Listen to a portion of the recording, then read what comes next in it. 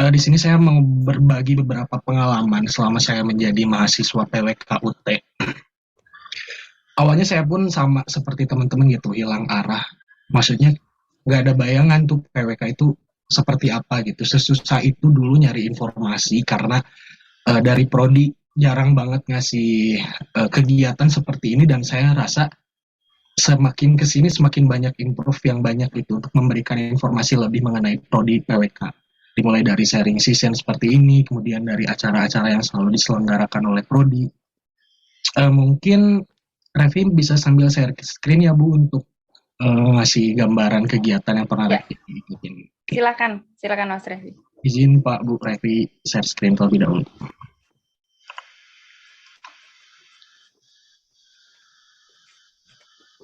Udah muncul ya Bu share screen-nya?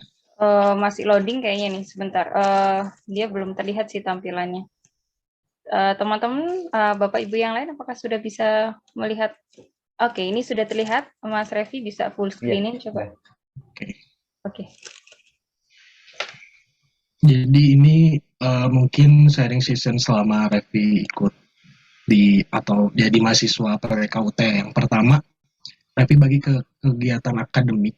Di kegiatan akademik ini seperti yang Pak Mirza bilang, di semester 4, 5, 6, mahasiswa PWK itu punya hajat besar ya teman-teman. Hajat besar di mana kita nyusun atau bisa dibilang apa ya, merencanakan suatu wilayah dimulai dari menentukan isu strategis, terus nanti kita bikin kelompok kayak gini. Banyak banget sering kayak kita diskusi bareng-bareng, kemudian ini waktu survei, ini waktu kita ngobrol langsung sama lurah. Jadi selama jadi mahasiswa PWK, alhamdulillah koneksi kita sama orang-orang birokrasi itu nambah, entah itu dari lurah, entah itu dari kecamatan, entah itu dari dinas-dinas terkait seperti Bapeda, Bapelitbang, BPN, bahkan sampai DPU PTR, dan lain-lain.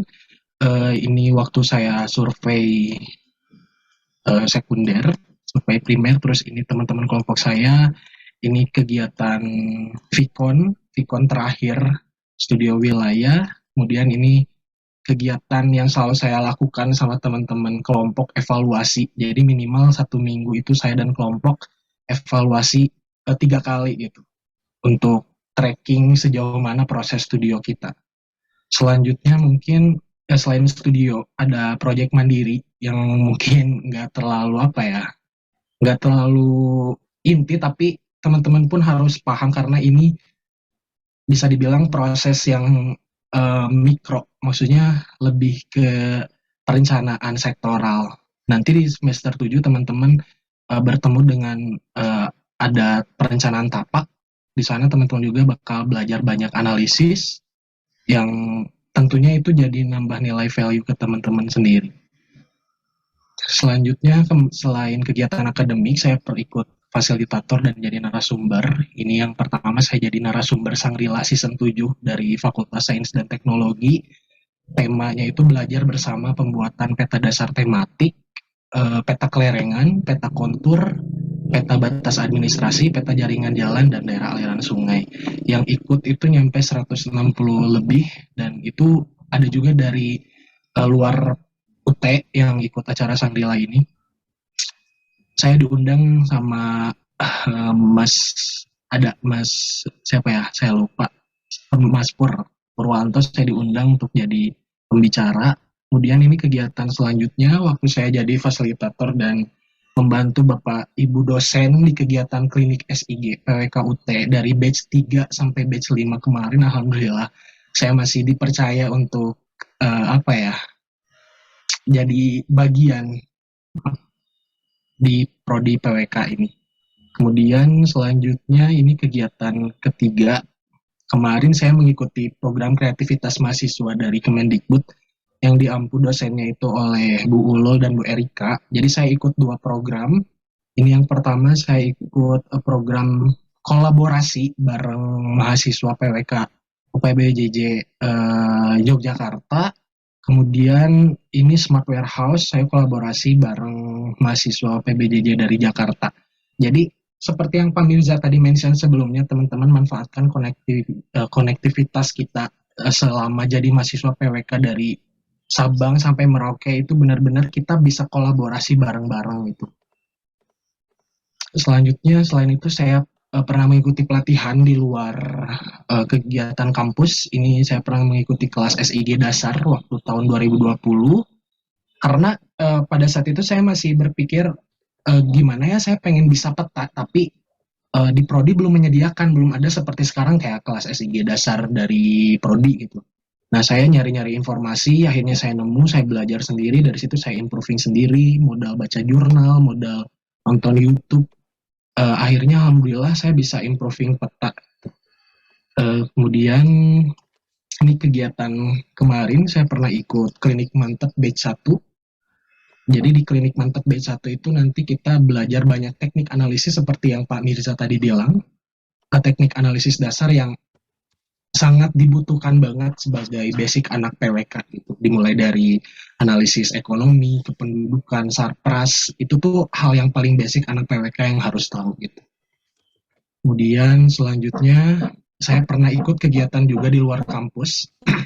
Ini adalah waktu saya ikut kegiatan SAPPD Summer Camp 2021 International Joint Studio dari ITB. Saya ikut dari batch 2. Sebenarnya International Joint Studio ini ada dua batch. Yang pertama itu batch bulan awal tahun, kalau nggak salah Februari apa Maret gitu. Nah, itu ada kakak tingkat kita dari Universitas Terbuka yang sekarang jadi alumni. 3 orang ikut International Joint Studio. Sedangkan untuk batch kedua, waktu saya ikut, saya hanya mahasiswa UT sendiri gitu dari yang lolos pada kegiatan International Joint Studio. Di sini ada sekitar 75 mahasiswa atau partisipan yang ikut dari berbagai belahan dunia. Ada yang dari Australia, ada yang dari India, bahkan ada yang dari Jerman pun ikut berpartisipasi. Pada saat itu kegiatan temanya adalah Planning and Designing Cities for All. Fokusnya ke SDGs 11, di mana saya memilih tema tentang Sustainable Housing and Infrastructure. Di sana dibagi-bagi per kelompok, jadi ada satu kelompok itu ada 4 orang sampai 5 orang, dan saya kebagian 4 orang. Di sini koneksi saya nambah lagi gitu. Saya kenal teman-teman baru, saya kenal orang-orang baru yang luar biasa, yang bisa apa ya nge-push diri saya buat jadi lebih ambisius dalam suatu hal gitu. Nah, di sini ini adalah poster poster kelompok saya. Jadi kelompok saya di sini uh, bikin suatu rencana tentang rain harvesting.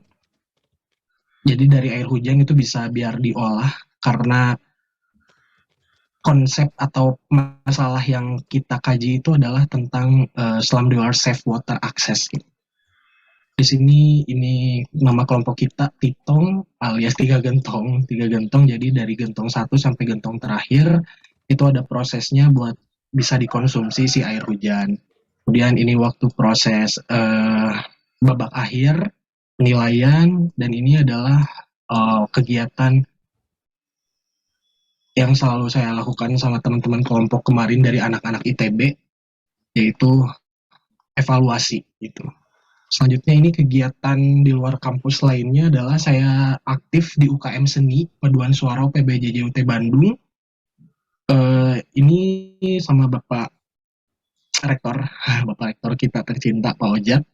Ini masih baru sih, periode wisuda bulan Juni sama bulan Oktober kemarin. Ini teman-teman saya di Padus, mungkin kegiatan di Padus seperti ini. Selanjutnya ini ada kegiatan saya jadi panitia SMB dan PKBBJ di UT Bandung. Mungkin ada beberapa mahasiswa PWK Bandung di sini yang ikut kegiatan penyapaan hari ini, yang pernah lihat saya di Balai Sartika. Nah, ini saya waktu itu ikut selama kegiatan berlangsung selama 2 hari. Kemudian selain itu, ini mungkin terakhir ya, saya pernah ikut kompetisi kemarin selama jadi mahasiswa PWK. Yang pertama, saya jadi atlet di sport seni nasional UPBWJJ UT Bandung, mewakili UT Bandung tahun 2021 sama 2022. 2021 itu saya ikut jadi bagian kategori solo putra menyanyi. Alhamdulillah saya juara harapan 3 dibantu oleh pihak PBJJ UT Bandung dari mulai pendaftaran sampai ke babak final, dan ini waktu kegiatan kemarin di Sportseni tahun 2022. Selanjutnya, dan ini yang seperti dimention kemarin, dimention tadi sama Pak Mirza, ini masih hangat sih, masih bulan-bulan lalu, saya dan Mas Iqbal dan Mbak Nisa kolaborasi. Jadi saya mahasiswa PK UT Bandung dan mahasiswa PK UT Surabaya itu kolaborasi buat ikutan lomba master plan di Ampu sama Pak Mirza, dibimbing sama Pak Mirza sama Bu Ulul gitu, dimulai dari persiapan, pembuatan poster, setting, terus hingga ke desain, sampai sering banget evaluasi gitu setiap minggu. Pak Mirza dan Bu Ulul itu selalu rewel ke kelompok kami masalah evaluasi lomba, karena ya tentunya kita pengen menampilkan yang terbaik ya. Misalkan kalau teman-teman ikut lomba ya nggak mungkin lah asal-asalan gitu. Nah, mungkin pesan saya ke teman-teman mahasiswa baru sekarang, selagi kita masih di usia muda gitu, kesempatan itu sebenarnya banyak banget teman-teman. Teman-teman bisa nyari informasi di manapun. Sosial media sekarang itu lagi luar biasa sekali gitu. Selagi kita masih punya keinginan dan masih punya ada rasa kayak mandiri, nggak salah kita nge-push diri sendiri, karena hasil outputnya itu ya bakal diri sendiri yang menikmati gitu. Gak akan rugi lah kita kalau misalkan kita ambisius pada diri sendiri, cuman kita jangan terlalu jahat sama diri sendiri juga, jangan terlalu nge-push. Kalau misalkan kita udah ngerasa nggak bisa dan nggak cukup, ya udah cukup sampai situ aja. Selain jadi mahasiswa PWK yang tentunya saya pengen menyerap seluruh ilmu, saya juga jadi apa ya, mengerti apa namanya time management, terus menghargai waktu itu seperti apa gitu. Dari mulai kesibukan dari kegiatan tadi, akademik, pelatihan di luar kampus dan lain-lain, saya pun seorang pekerja gitu. Jadi saya pagi sampai sore kerja, setelah beres kerja saya pulang ke rumah, saya langsung buka lagi laptop, dan setiap hari 24/7 itu saya di depan laptop, duduk terus gitu. Tapi ketika kita menikmati suatu proses tersebut, rasa lelah dan rasa capek itu bakal terkurang dikit gitu, karena kita menikmati prosesnya dan tahu gitu hasil output akhirnya itu nggak akan rugi buat diri sendiri. Mungkin itu Bu Ulul dan Bapak dosen yang terhormat yang bisa Revi sampaikan di sharing session kali ini. Mohon maaf